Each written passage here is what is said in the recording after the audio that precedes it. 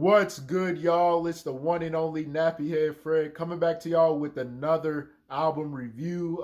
Every time I say this now, it feels like I haven't done an album review in like a really long time, but that is besides the point. Today we are going to be reviewing Xxxtentacion's 17. This is Xxxtentacion's first studio album released August 25th. 2017 through Bad Vibes Forever and Empire Disruption or Desperation. I think that's how you say it. But without any further ado, man, let's get into it. I'm in pain, wanna put 10 shots in my brain. I've been tripping about some things can't change. First song we have on this album is Jocelyn Floors. Personally, one of my favorite songs, if not my favorite song in his catalog, and obviously one of the more popular songs on this album, if not the most popular song in his catalog. I enjoyed this song a lot, especially for the first song on the album. I feel like X's performance on here was really well done, especially with the production being just as creative as it possibly could be, just with the guitar sound in the background. The ad-libs in the background, I think, was a really nice touch of the singing performance. And I feel like he really did good on the hook. I feel like the hook was very melodic, just very calm overall. This is a song I could listen to pretty frequently. I'm not even going to lie. This is definitely just one of my favorite X songs. I could say possibly of all time, maybe like top 3 off the top of my head, but definitely a really just good settled song. I feel like context wise he was able to explain a lot of subjects in this song, but the only part I don't like is how short it is. I do wish it was longer and he had just more verses he could spit on this, but honestly I cannot complain. I feel like it's still a good song, at least even still to this day. But yeah, a really, really amazing song overall. Depression and obsession don't mix. Next song we have on here is Depression and Obsession. I feel like this song, subject-wise and context-wise, is good, but I don't really like enjoy it in a way of just like, I don't know, just out there listen. And I feel like the production is really just the guitar solo, so it isn't no crazy beat type, it isn't like no different sounds. So I feel like production wise there isn't much there, but I feel like lyric wise I feel like he wasn't rapping on here. Obviously he was singing, but I feel like his context on explaining, you know, obsession and depression is something that people my age or even a little bit younger has all kind of went through at some point in our lives. And, you know, obviously him explaining that I think was really good context and good storytelling. But this just isn't really a song I would necessarily go back to that much, because there just isn't much like there for me to like enjoy. I feel like this is really just for personal listen. I'll just say that. So you have to be in some type of mood to listen to this kind of song, but I can appreciate the context and the storytelling of this song. So that's the farthest I can go with that. Feeling like I'm trapped in my damn mind. Tell the feeling like I'm rapping a damn lie. Tell the feeling like my life is a damn game. Nigga really wanna die. Next song we got on here is Everybody Dies in Their Nightmares. This song is pretty interesting compared to a lot of the other songs on here that I'm gonna name or that I already named. I feel like the context is definitely, like I said, very interesting, but getting into the production, I enjoyed the production quite a bit. It had a pretty good beat type. The sound of the production was pretty unique overall. Just the ad-libs of the singing performances were really good. I feel like his rapping performance was honestly okay. I liked his cadence on here. His cadence, I feel like on a lot of these songs where he's like, rapping fast or just rapping at a pace where you're able to understand him, I feel like those are really good performances overall. Um, I feel like the storytelling was pretty common for a lot of people that just has like really crazy nightmares where they die and they sleep, but then you wake up and you're obviously still alive, so you gotta thank God for that. But I feel like he's able to just have relatability within this song that I feel like a lot of people go through. But again, this is again just one of those songs that I genuinely don't go back to that often because I feel like he's talking about a subject that maybe not everybody relates to, but people, again, around my age, maybe a little bit younger, can relate to a little bit. But it's just not a song I would listen to on a daily basis. Again, you just got to be in the mood to listen to it, honestly. But I would say overall, it could be a good song on a day where you're in the mood for it, but it could be on the other side if you're just not in the mood for it. I've dug two graves for us, my dear. Can't pretend that I was perfect leaving you in. Next song we got on here is Revenge. This song definitely represents, I feel like, anybody that wants revenge on their ex, their boss, I mean, just anybody. And sometimes it feels good to get revenge. I'm not even gonna lie, and I think that's the best way this song is explained. The production on here is, again, the guitar solo is nice. There just wasn't much else really, so that's what kind of messed it up for me. I wish he could have added a little bit of a beat type or just something to really flare the production up a little bit better. But I feel like the context of this song, obviously him explaining it was really good. Obviously him voicing over his own voice, I thought was a really creative touch. But overall, I kind of enjoy this song, but again, it's just not a song I would personally listen to on a daily basis. You just got to be in the mood for it, and I feel like he was able to give us sorry if I was catching my breath right there. I feel like he was giving good context overall, especially with the storytelling of what he defines as revenge for himself. But obviously just listening to it, it definitely just shows how creative he can be when he's talking about just one word, and just he goes beyond that one word and just bends it in many ways that he can. So I feel like creatively he was definitely on par. I would honestly say this is a good song though, even if I'm not listening to it consistently. But that's really all I gotta say about that.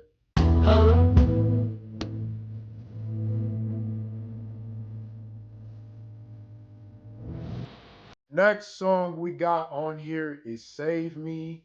Um, this song is definitely a little touchy because obviously with X not being with us anymore, it definitely hits a lot harder than what people think. The thing is, I feel like just getting into the song real quick before I get into like the context, I feel like the production was definitely more darker than a lot of the other production. It was definitely more dark. It had, the guitar solo as usual, but it just had just really different sounds in the background that I thought were a really nice blend. But this is like one of the more darker productions. But the sound of X definitely sounds like he really needed some saving. Like he sounded, it's just crazy to think, but he really sounded like he really needed saving at that moment. And, him explaining the context of it, I thought was like really just crazy because, like, again, it's just ironic how he made this song, and then obviously 2 years later he was gone. So, um, I don't know, man. This is just really one of those touchy songs where it's like he kind of predicted the future. And, when rappers do that, you don't think about it when the song first drops, but then when they're gone, it's like, whoa, like this song actually hits a little different now. So um this isn't really, again, one of those songs that you listen to that often, but I feel like the context of this song definitely hits a lot different now than it did when it probably first came out. So if I'm being honest, this is just like a skip for me because like this is like a prediction, and it's like the fact that it happened in the fashion that it did, maybe unexpectedly, but yeah, it's a crazy context song if I'm being honest. So for respectfully, I would just skip that. That's all I'll say. I was trying to think of some words to explain, but respectfully, I'll just skip this song because it's just it's not that kind of song for me personally, and I would hope y'all understand where I'm coming from. Need you in my life, in my life. Please, babe, don't go switch his eyes, switch his eyes. Next song we got on here is F Love featuring Trippie Redd, which he's the only feature on this album, so that should probably tell you something. I mean, Trippie Redd, right? Um, I feel like this song was honestly pretty good. I enjoyed this song a lot, especially the production. At first was really low quality. Not to say that it was bad, but it just sounded like low. It didn't sound like out there as much, but I enjoyed the production a lot. It definitely had a different sound compared to a lot of the other production on this album. It definitely gave a good trap beat sound, but overall, just a really mellow sounded production in full. But I feel like Trippie Redd's performance was honestly pretty good on the hook. He was only on the hook, which I feel like was acceptable for the most part. But I feel like Xxxtentacion's sounded verse was honestly okay. I just again wish he had more of a verse. Just it was too short for me, and I was just like, dang, this is such a actually good song. He could have made a fuller version of this song, but basically the context of it I think represented obviously F love, like he didn't care about love, and that was just his context of way of just saying F love, pretty much, that he just didn't care about it.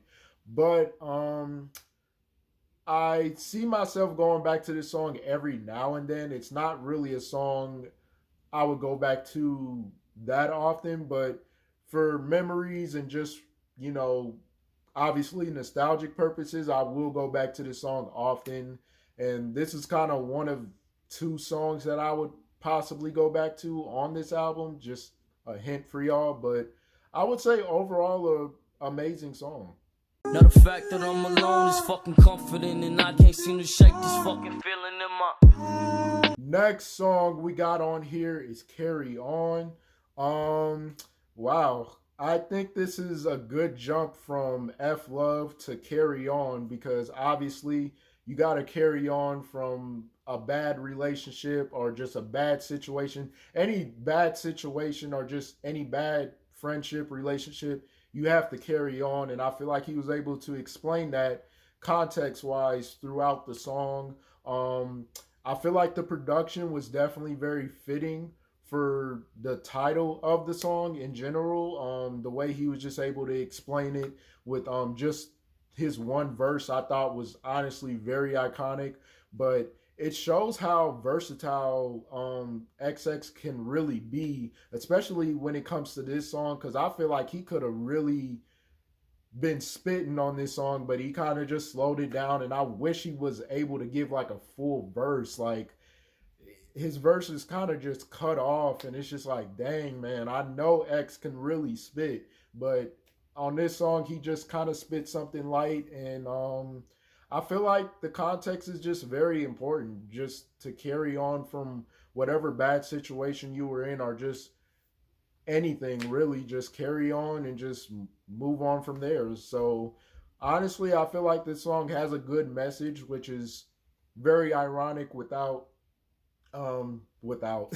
very ironic within this album, because there was a lot of songs that I wouldn't say brought you down, but just a lot of songs you just gotta have a different mood for, you know what I mean? So I feel like this is kind of the first little motivational song on the album. But definitely I would say enjoyable. I would say definitely one out of the three songs that I truly would more than likely go back to. The words that I find just don't seem to convey. Next song we got on here is Orlando. Um, Again, very ironic with this song.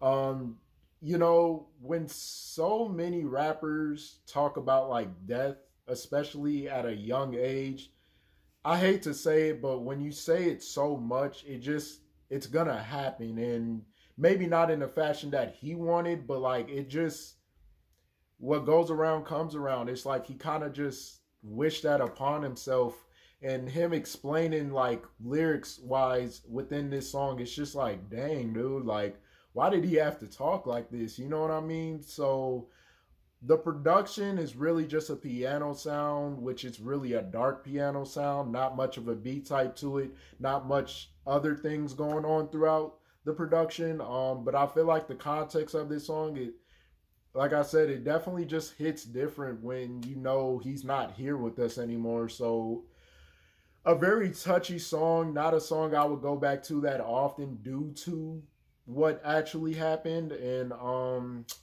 I don't know, man. It's just really just one of those songs that are really tough listens. Like I don't know if anybody could really go back to this song for enjoyability. You know what I mean? So just it's kind of just a pass for me. And it's not to say it isn't a it's not to say it's a bad song at all. It's definitely not a bad song, but due to the context and what actually happened, it just doesn't sit with me that well, at least anymore. So that's all I gotta say.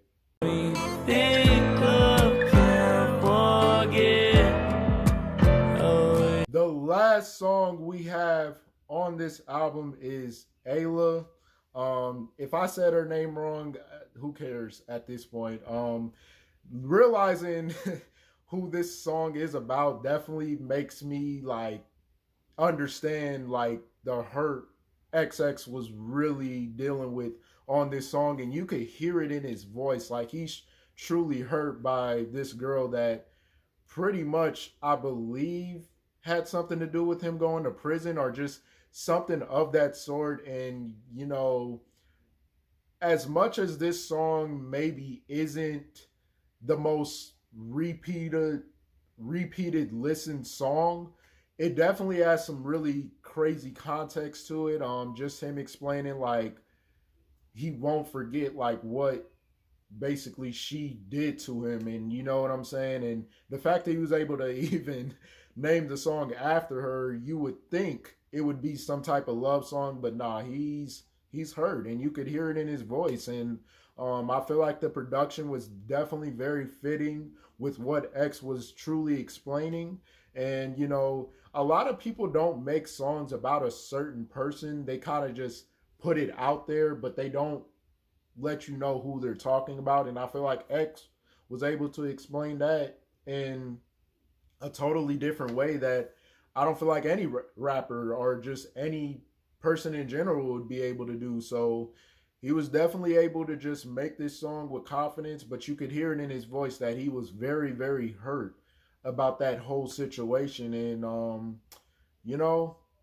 definitely I could say a really great song, but again, it's just not a song I would personally listen to all the time, but I enjoy the storytelling of this song. But it is time to get to the final thoughts. My final thoughts on this album, definitely a very interesting album. The context of each song definitely caught my eye because he didn't get off subject on none of these songs at all. He definitely stuck to the script. Really good storytelling overall.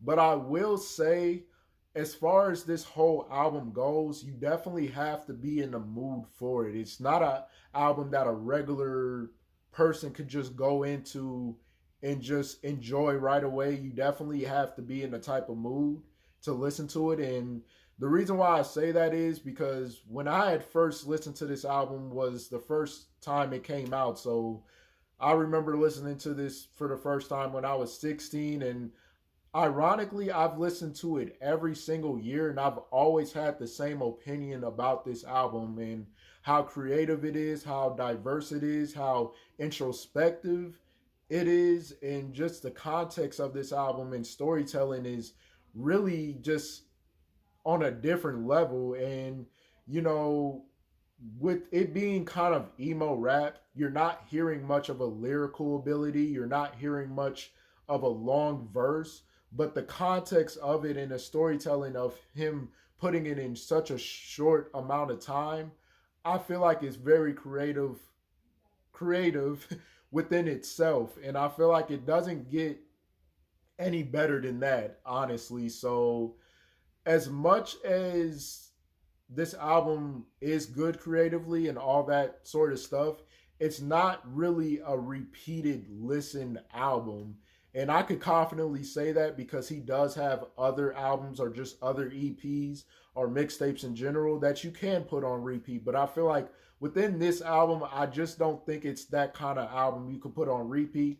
Not only that, it definitely gives you a warning before you listen to the album. I'll literally put it on the screen. It gives you that kind of warning of like sensitivity of if you're equated to really listen to this album. And if you are, then go ahead and listen to it. So I don't want to be one of those people that say listen to this album at your own risk, but just be open minded about the album. It's not an album that you could play in a car. It's not an album that you can play, you know, at a club or on a speaker. It's really a personal listen album, and you know, you have to be ready for it. So as far as that, I still feel like it's definitely a great album. It's definitely one of X's better projects in general, and I would say it's definitely an interesting way to start off a debut album because many people don't have albums like this until maybe their,